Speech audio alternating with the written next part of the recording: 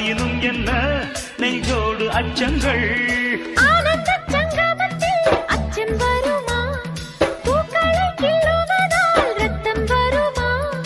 இதுபோல் இதமோ சுகமோ உலகத்தில் இல்லை இவளின் குணமோ மனமோ மலருக்குள் இல்லை சேலை கட்டும் பெண்ணுக்கொரு வாசம் உண்டு கண்டு கொண்டே கண்களுக்குள் பள்ளி கொண்டே